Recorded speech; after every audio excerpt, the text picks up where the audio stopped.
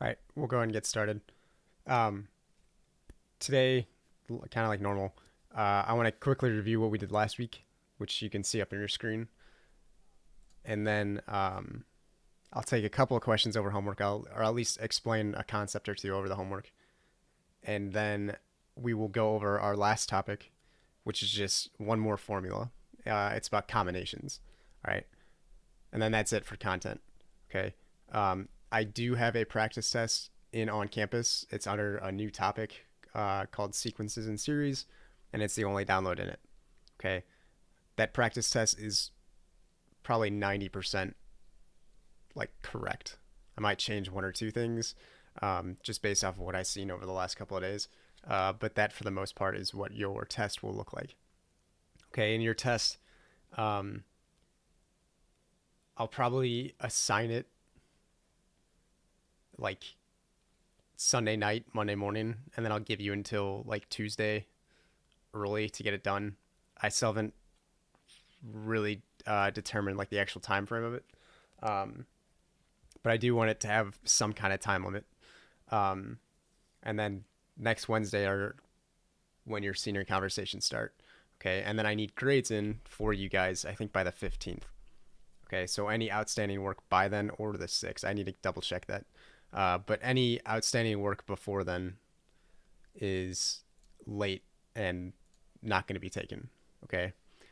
So for people who haven't even attempted these homeworks, um, that one, that should have been done a while ago, and two, now you have a deadline.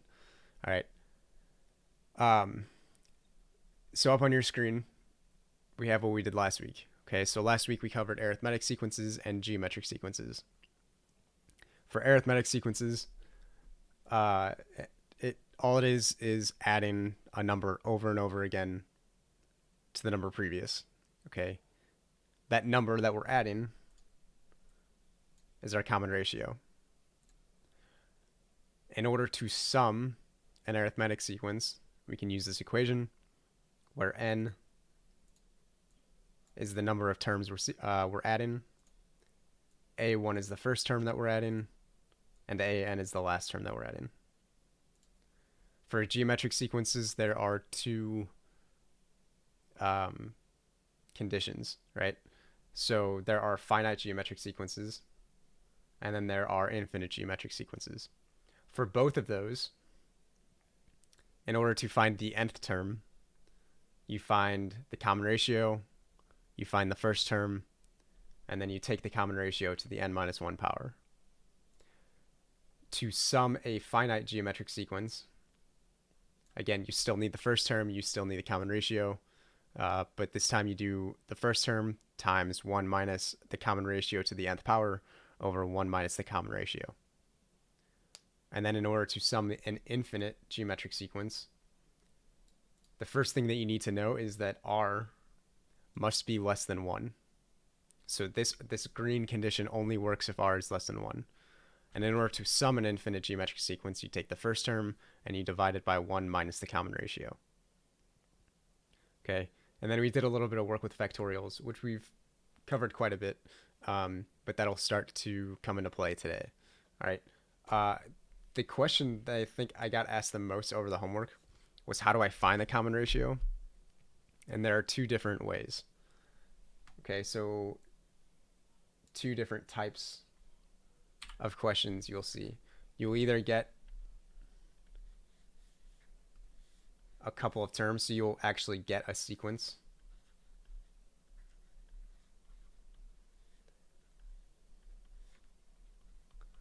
Right, so you'll get a list of numbers to add together. In order to find a common ratio for that, given that it's a geometric sequence, you just take the ratio of two sequential terms. Okay, so that's the first way, and I think that's the first thing that shows up on your IXL. It'll have a list of numbers that you add together. In order to get that common ratio, you just take the ratio of two sequential terms. Okay, and the other one that you'll see is something that looks like this.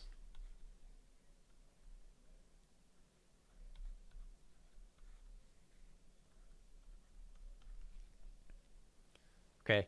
In this case, your common ratio is just the thing attached to the exponent, just like in our nth term.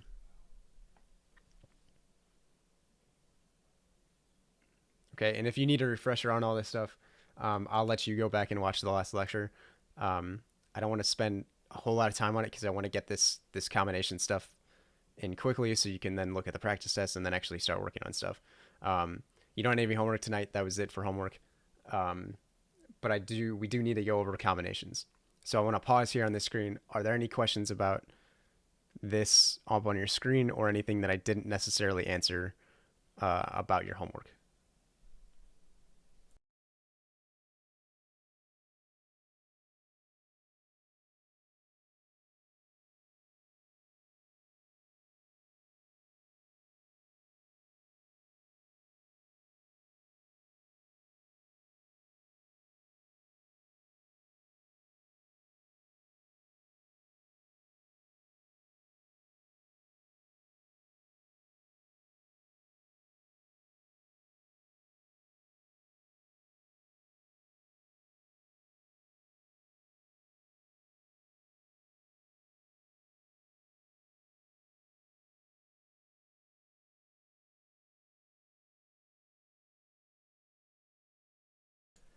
What is the deadline for homework again? Let me check that just so I can get like an official date. I think it's either the 6th or the 15th. So let me double check real quick.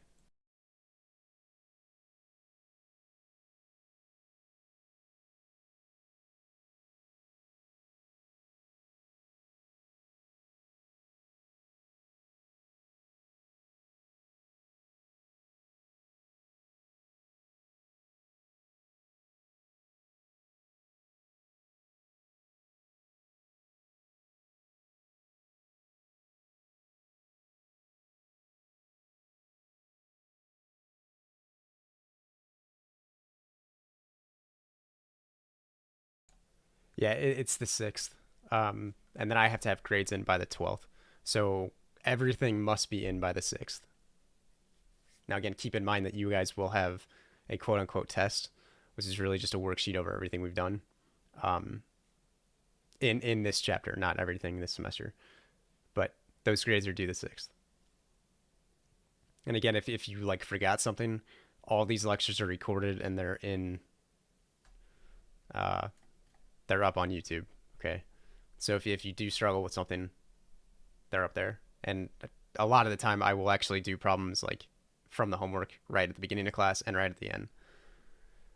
So we will just do the final like the previous test we did. Yeah. I'm still judging the time frame on it.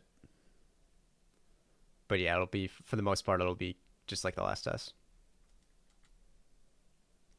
Okay, so our last thing that we need to go over is combinations, and I want to go over this because it's something that you guys can physically like see or at least experience in a way that you may not have experienced kind of the last couple of things like sequences and factorials and stuff like that.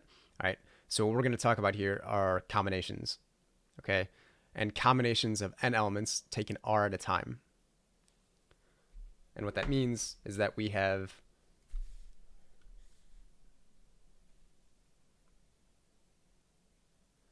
how can you find the solution in an infinite geometric series with fractions? It's still the same thing. You still have to find the first term, you still have to find the common ratio, and then you plug those things into that equation. And if you need to use your calculator to do it, you can, but we should be pretty comfortable working with fractions by this point. All right, so combinations of n elements taken r at a time. That means we have n things to choose from.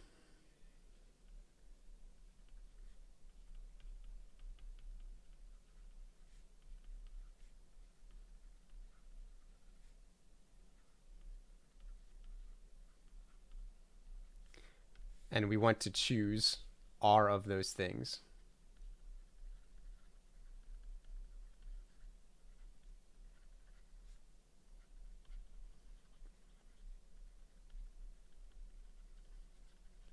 All right, so for example, like a classic example is in how many different ways can 3 letters be chosen from the letters A, B, C, D, and E. So we want to choose 3 letters from a total of 5. So this is basically asking how many different combinations of 3 letters are there from 5. Okay, so if we were to list this, we would start to do, we'd have A first, B second, and then we would rotate between C, D, and E. So there's A, B, C, there's A, B, D,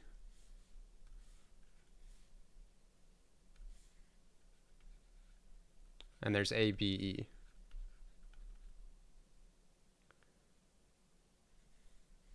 Then we could do ACD, ACE,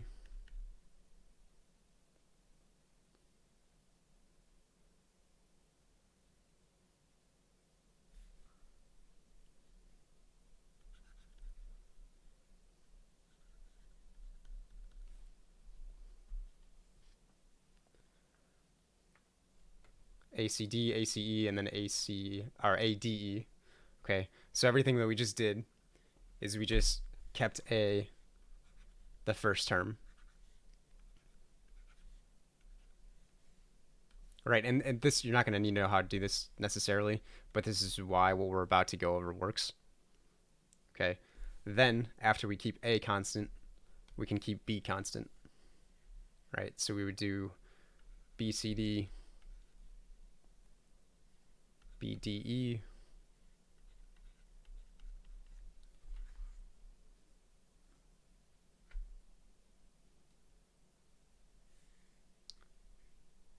and actually before we do that, we could do BCE,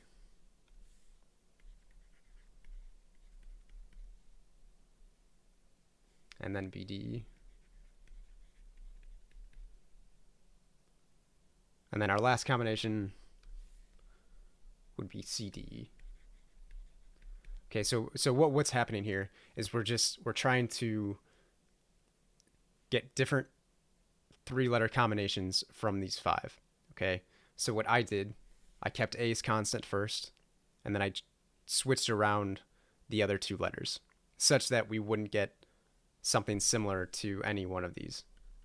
All right, so ABC and ACB, those are the same things.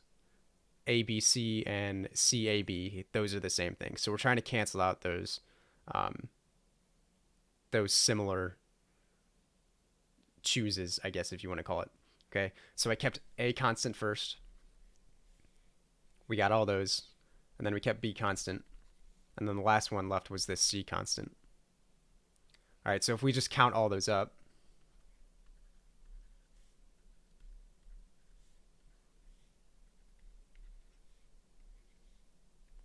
there are 10 different combinations of 3 letters from 5. Okay, so one way we want to talk about this is there are 5 elements, and we want to choose 3 of them. So the way you will see this referred to is 5 choose 3.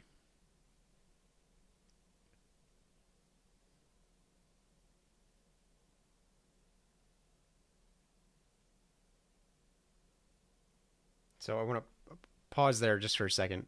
I'm not super worried that you can do all of this, even though it is helpful. But did everyone kind of follow along what I was saying there?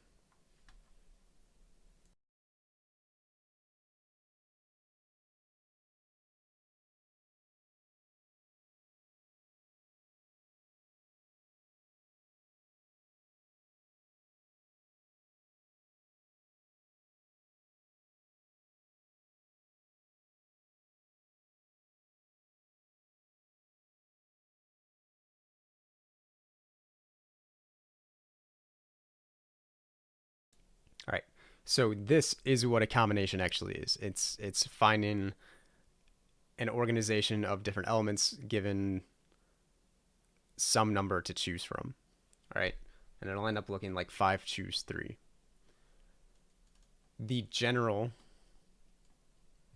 way to think about this, again, is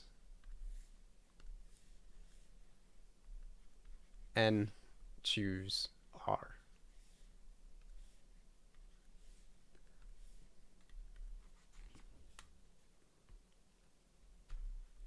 And that is equal to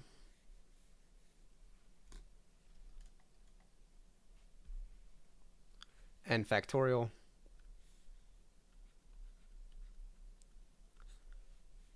over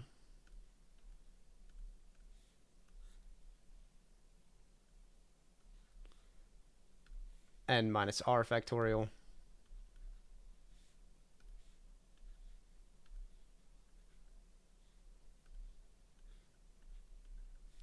times r factorial.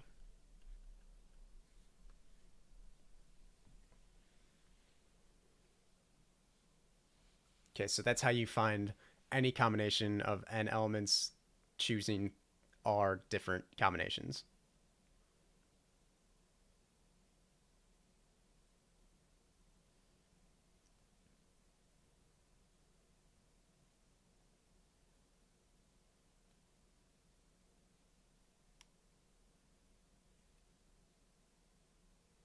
So in that example above,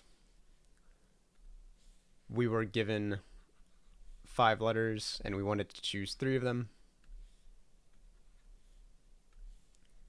which means we could rewrite it as 5 factorial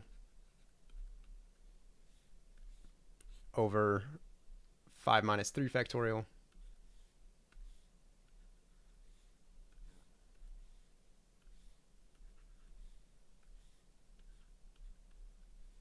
times 3 factorial.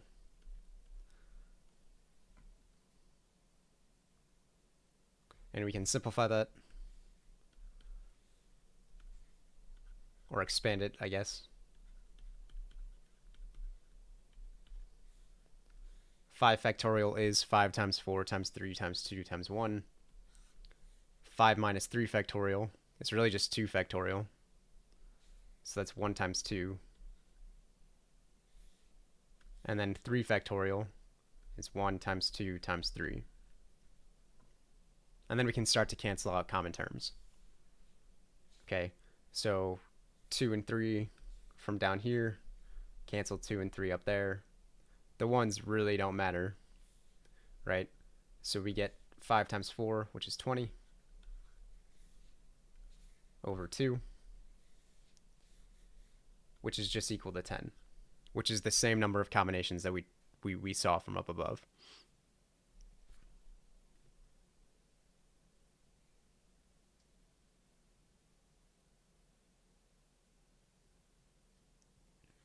Okay, and why is this important? So what we were trying to get into, and if we had more time or in a little bit different of a context, we probably would have, is we were getting into probability.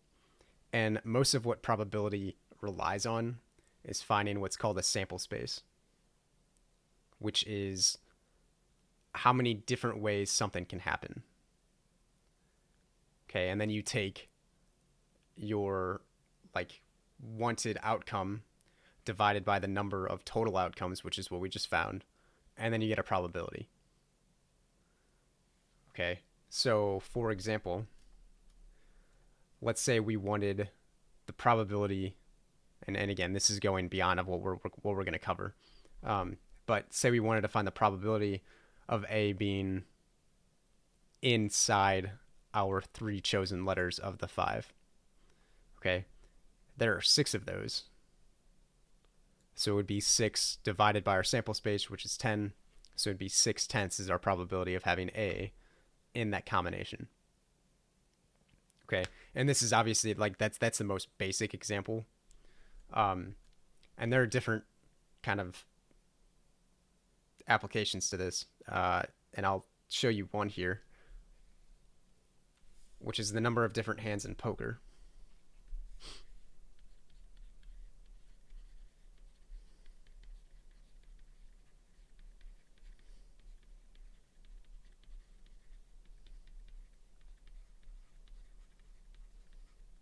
Okay, so I'm guessing you've heard of like counting cards or trying to play a casino or a dealer. And there are different ways to do that. But what you need to know is a lot of probability and a lot of kind of sample space-esque type stuff. All right. So the number of different hands in poker. Okay, so every hand in poker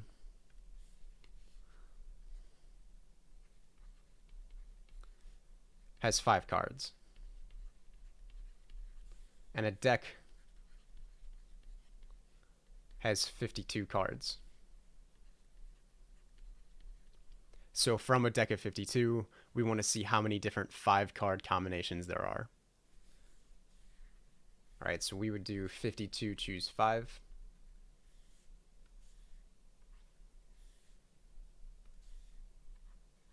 And we would get our answer. Okay, so if we set that up, that is equal to 52 factorial, which is a gigantic number, but we will be able to simplify it here in a second. Divided by 52 minus 5 factorial times 5 factorial. And that number, again, is the total number of different poker hands that you could have.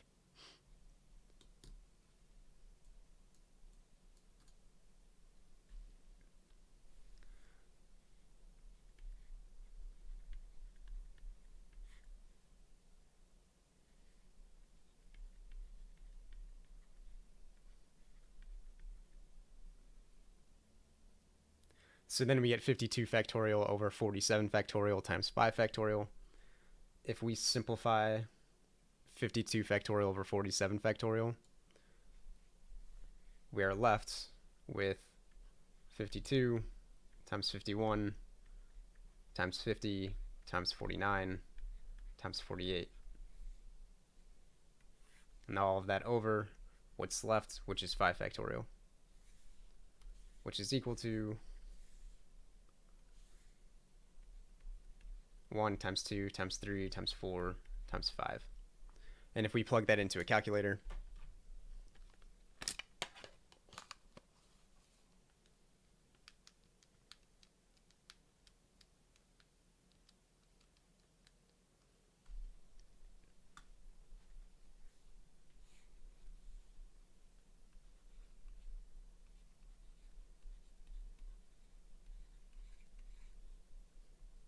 we get this gigantic number up top, and then divide that by 5 factorial, which ends up being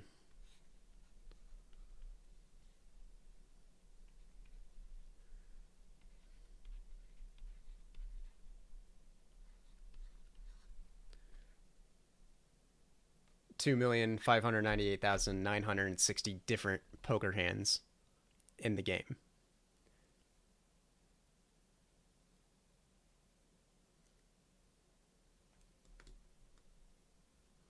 Okay, so that's combinations. We're just trying to find how many different 5 card combinations there are within a 52 card deck. Okay. Are there questions about what I just did? I realize I kind of wrote it a little bit strange. I'll say that.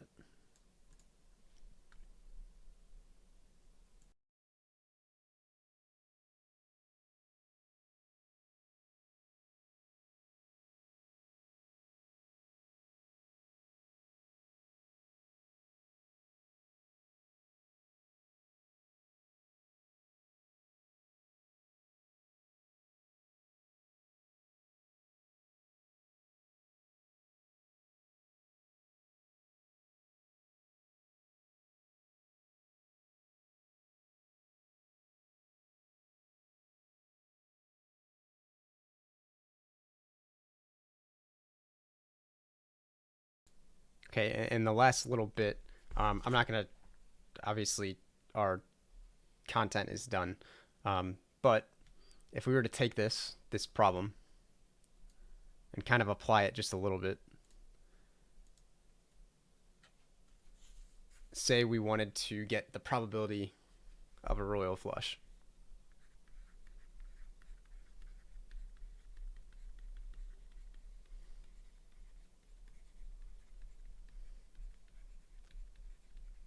And for those of you who don't play cards, a royal flush it trumps every other card hand in poker ever. All right, so no matter what you have, if you have a royal flush, you're gonna beat it.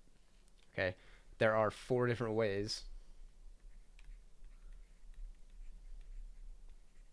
to get a royal flush.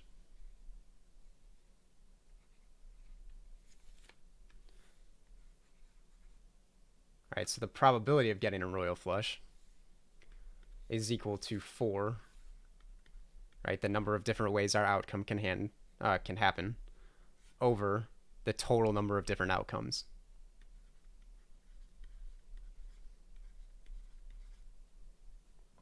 Which is what we just found. It's that 2,598,960. Okay, so the probability of having the trump card is that. Okay. So that's all I have for you. We're just doing combinations. So really what you need is this equation. Okay, and that's the last thing that we're doing. And if you want it kind of the general form, it's this. All right. So that's it for content. Okay. Before you guys leave though, that practice test, which I have in on campus, that should be like you should be trying that before Thursday. Okay, and we'll go over that on Thursday, kind of like I normally would, and then after that we'll actually have the legitimate test. Okay. So that's all I have for you today. I will keep this open for the next couple of minutes, and then I will start a meetings call. So if you have any like specific questions or need to get caught back up on something or need help on something that's older, we can talk a little bit there. All right. So again, I'll leave this open. General questions here, specific questions a little bit later.